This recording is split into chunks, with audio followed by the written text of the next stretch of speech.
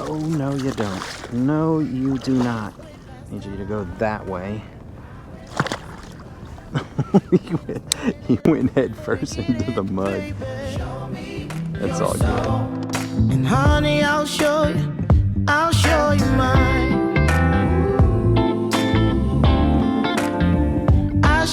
mine. Right here we have 3 shrimp lures. They're all exactly the same, just different colors. We're gonna put them all side by side, 2 at a time, to see which one is gonna get hit the most. Here's the rig that we're gonna be using. It's an old 18 Outfitter, a scent rod, 6 foot 10 inches long, medium light power. We have a Lew's Pro SP bait casting reel, 20-pound braid, a 15-pound fluorocarbon leader, and the rig itself is something that I used from the bass fishing world. I think it's made by Zoom. So it's a side-by-side, and that's the way that I'm gonna test them out.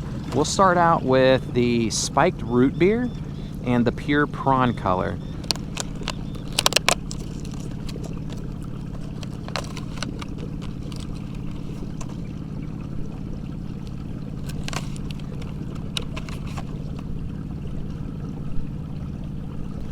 So that's our rig right there, y'all.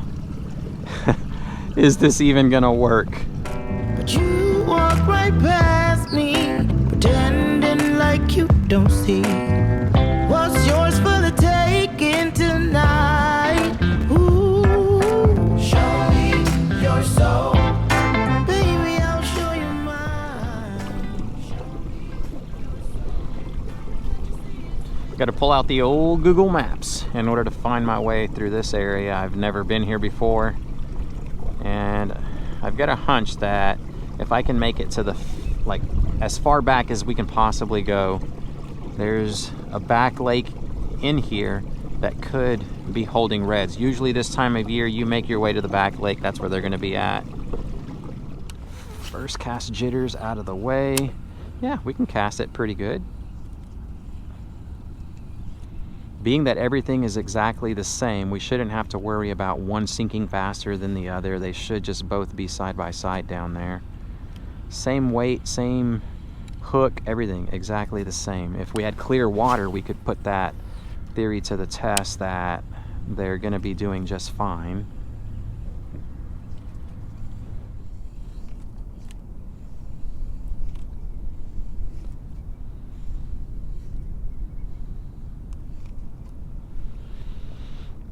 Oh man, I have been on silent mode for the past hour, I want to say, close to it, and steadily casting this over and over and over and over again, and no results. It's got me thinking that the entire rig itself, when it makes a splash, it's probably spooking the fish. So what I want to do is tie on the one that's not being used currently, and I'm going to cast it all on its lonesome and see if we can start getting bit. There are reds out here. I've already seen them. So 100% ID know that it's reds that I'm seeing. But I have not been able to get one to bite. So let's remove our paddle tail. And we're going to go with the only one that's not been used right now, and it's my least favorite color too. It's your chance to prove yourself, buddy. Clip this tag end, and now we're ready to go, just to cover our basis and make sure we're not spooking anything. I'm about to be quiet again because I notice that whenever I talk, the mullet gets spooked, and that's not what we're trying to achieve. All right, here we go. Lake in another section of the marsh, and I'm kind of drifting it right now, but just thought I'd ask. All right, bye.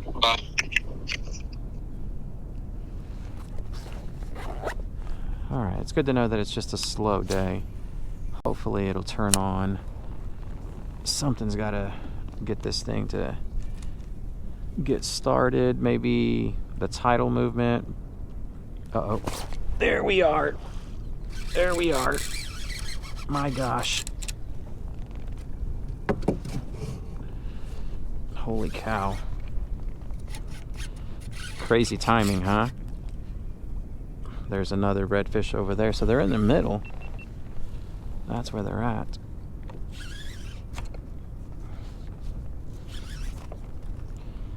I guess the next few casts are going to be with the rig.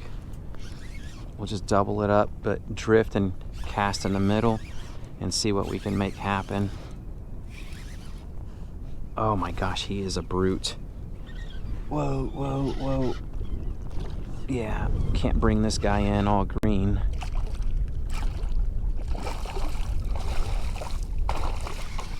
Really don't need him making all that noise back here. There we go. Breathe that air, buddy.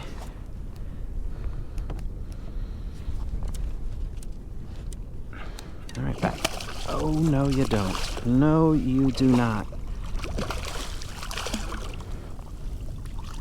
All right, they're muscling them in with an ultralight rod. Whew. Wow. It's a gorgeous looking redfish. They all look good.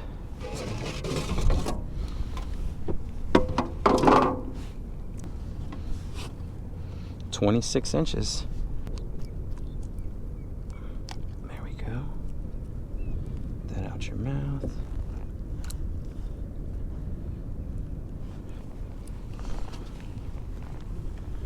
Let y'all get a really good look at it. 26 inches. Rather skinny. Long and skinny. We'll see you later, buddy. Thank you so much. Need you to go that way. he went head first into the mud. That's all good. That fella gets to live to fight another day. So let's put this one away, and what we'll do is just go through the pains of fishing the double rig, and hopefully it's not going to spook them, which is, again, that's what I'm thinking. So we go through another spell of not catching anything, it's got to be the rig itself. All right, so I was just thinking about it, and it could possibly be that they don't want one of these colors. So being that we've already caught one on this color back here, let's untie it and put it to our rig, and we'll be able to rule that out in the event that we catch another one and they prefer this color. Well then, I mean, there we go. We know they'll bite that one particular color, the iced out. So if they hit it again, then we know it's the color, not the rig, possibly. Yeah, no bites, no takers whatsoever. Let's put this guy away. And now we're gonna use the other color to drift the remainder of the lake. Okay, buddy. Come back to you in a second if we need to. Let's see if they'll take this guy.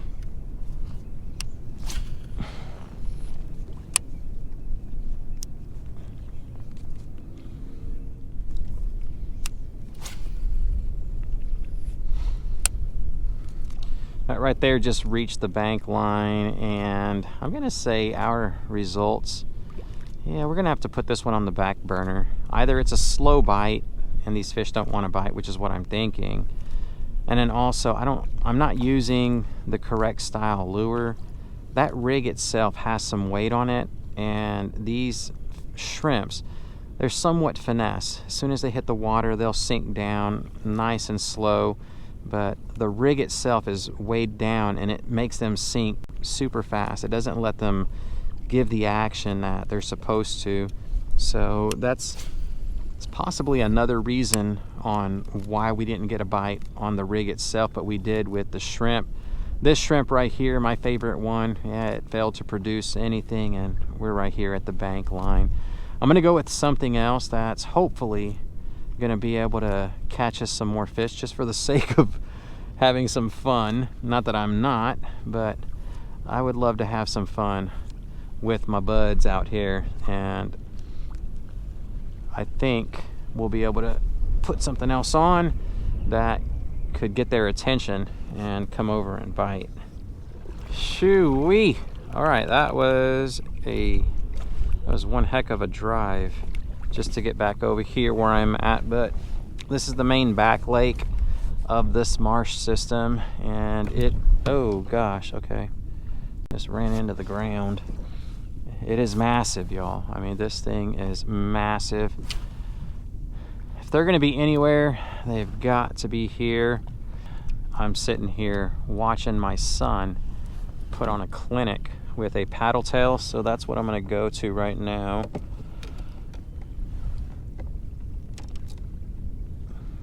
Let's go back to this fella right here and see if we can get into some of that action as well. 2 more reds is all we need. We'll get our limit and hopefully we'll make it happen.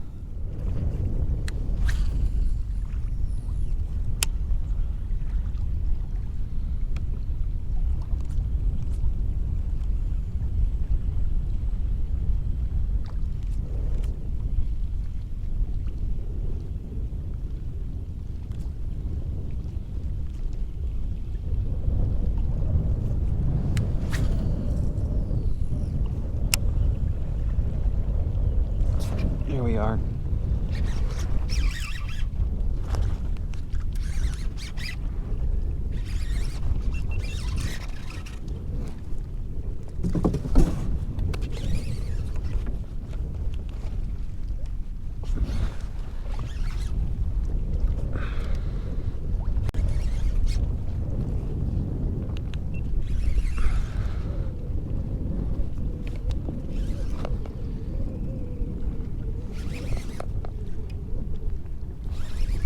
This guy's a big one. Oh yeah, he's definitely a nice size.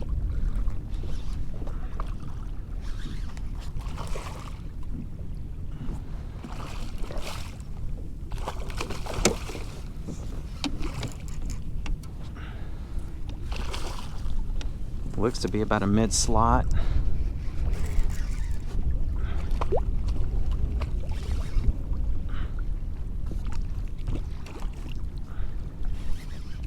Alright, dude, here we go. No, come on.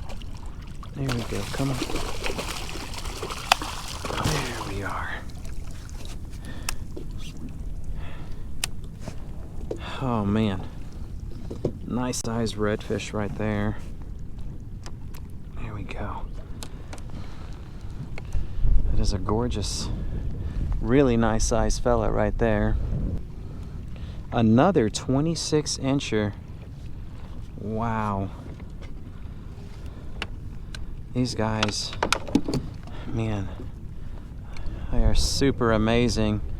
Really fun to catch. This guy's a lot fatter than the last 26 incher.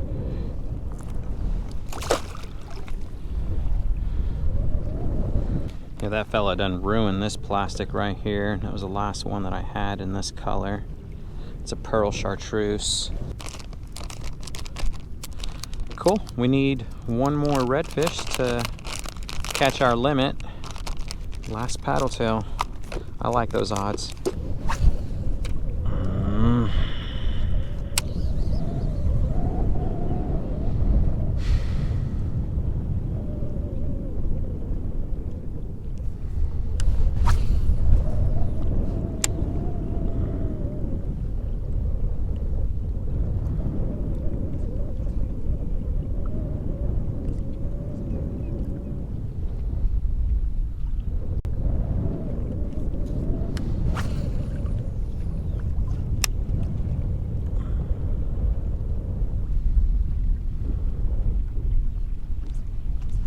There we are. Got you, sucker.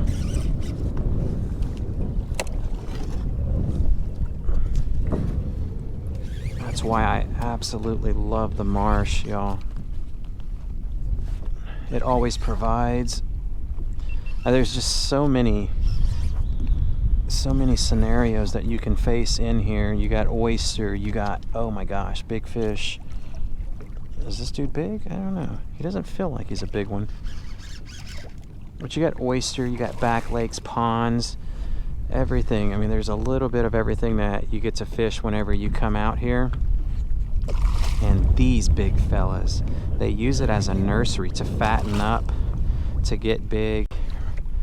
And at the top end is going to be your 30-inch class redfish.